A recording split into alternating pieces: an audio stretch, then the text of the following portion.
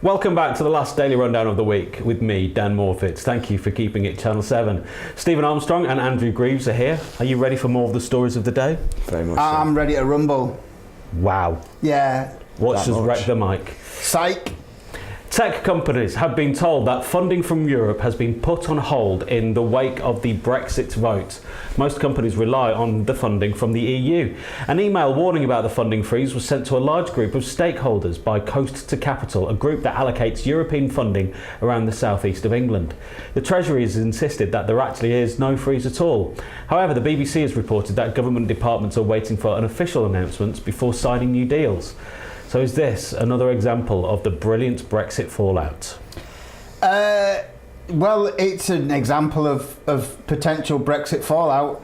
I mean, they didn't need to write to the people in the north. We knew that we weren't getting any funding, so we didn't need Coast to Capital, which is very nice that they've just gone, right, that's the only part of the country we care about, from the coast to the capital. You know, it sounds like the start of a very, very bad hip-hop song. From the coast to the capital, that's where we will fund no more. It's like having the Far Side live. Isn't it just? If only I could remember the Far Side. I'm guessing you mean the band rather than the Gary Larson books, because he is one of my heroes. Because he produced the fear of. He produced a word that is the fear that somewhere a duck is watching you. And that is a fear that I can really connect with. Now, tech companies.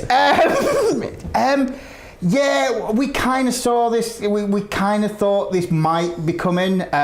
I heard a suggestion made to me by a gentleman who looked very much like one of the people I'm sharing the sofa with, that we should just flash up the names and details of people who voted leave every night, akin to the game show, the Games Master sort of thing. I think that the Brexiteers, the people who voted for Brexit, the ones who have stayed around to stand and answer for their stuff. Is this just an excuse? You know, we've had lots of excuses today. Lloyds are getting rid of jobs, and that's been blamed on Brexit. But it has been blamed on Brexit, but in 2014 they first announced those job losses. Yes. So to twist it around, is this showing tech companies either failing to get in capital investment, or there's been a slowdown in capital investment anyway, regardless of Brexit, or is it a true fear that we're losing this European funding model? Yeah, I don't think it is. I think this is. I agree. I think it's not quite an excuse, but it's a ready-made argument for why this is happening. I think you've got to look at what these companies are, what they're actually producing and what they're actually developing, and asking, is this what people are wanting from their technology? And I think that's the thing. I think people will still invest if it's a good investment, whether we're in the EU or not. And we're not going to be leaving the EU for at least 2 years. I think I said on the last time I was on with you, Stephen, that I don't think we will leave the EU. You know, I still genuinely don't think... Our two guests last night said Brexit's not going to happen, especially in the full way that it's not gonna people happen. expect. I think we will, you know, Boris Johnson on the Monday after we'd shared a sofa that breakfast basically said, this is what we want, which sounded just like membership of the European Union. We want a common market, and we want free movement of people. So you kind of go, two bits that everyone got really cheesed off about during the referendum.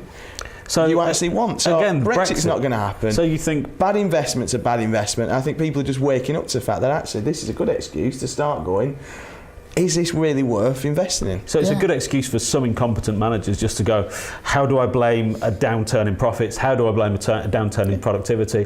How do I blame money not coming through the door? Brexit. Yeah, I think that poor managers will always do that. I think Brexit will happen. Partly because I think it has to happen, and secondly because I think the other option is worse, because there are some people in this country who really thought they voted to leave the EU, and they thought we were going to wake up on Friday and that was it, we're done. And those people, to me, they generally appear to me to be the people who aren't that aware of the nuances of the explanation that it could, as you've said, that essentially even the Brexiteers have now come out, or Boris came out and said, well, this is what we want with free movement.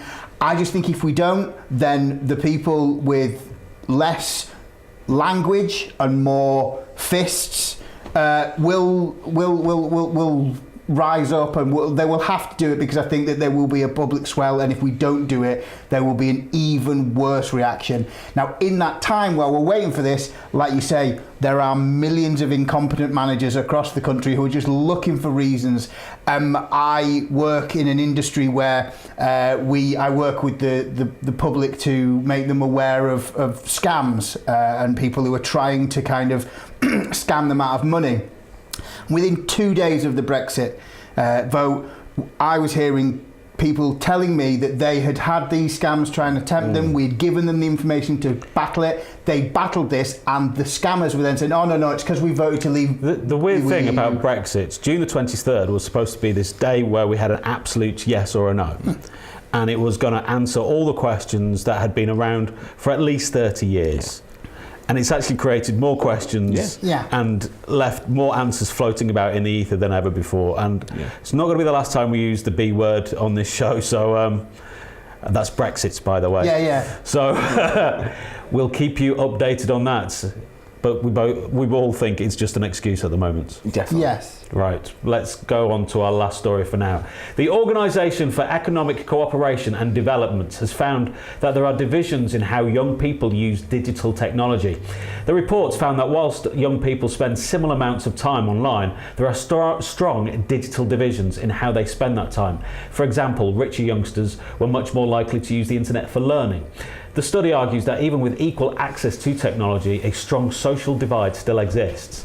Access to the internet and digital technology has been seen as an important educational achievement. Now, is this an educational one or a social one?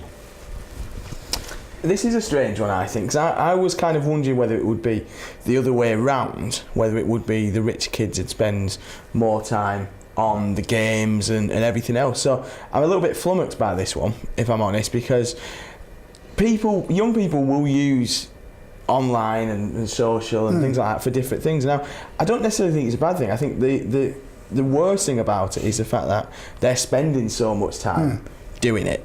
You know, in terms of, even if you're searching for information, there's no interaction around that information. You know, you can't really kind of put any of that information into context in the same way as you can if you have a conversation about something. So I'm slightly surprised by this things that come out. I think there was a list of countries where youngsters use online and digital technologies for information. It was probably some of the places you'd expect. Your Finlands, your Icelands were on there.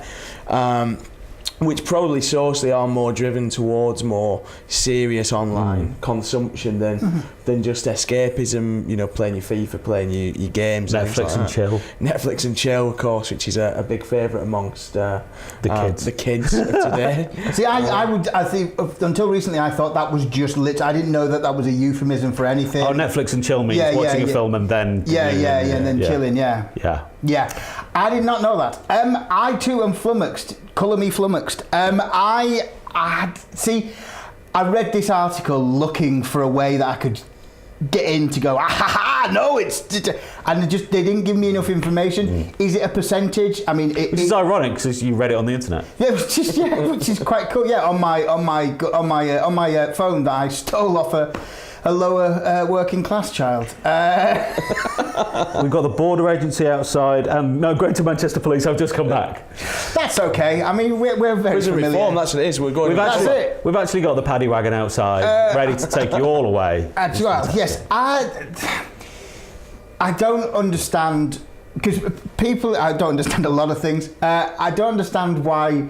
Because I thought that youngsters just used the internet for talking to each other and catching monsters that don't exist, and being entrapped by monsters that do exist.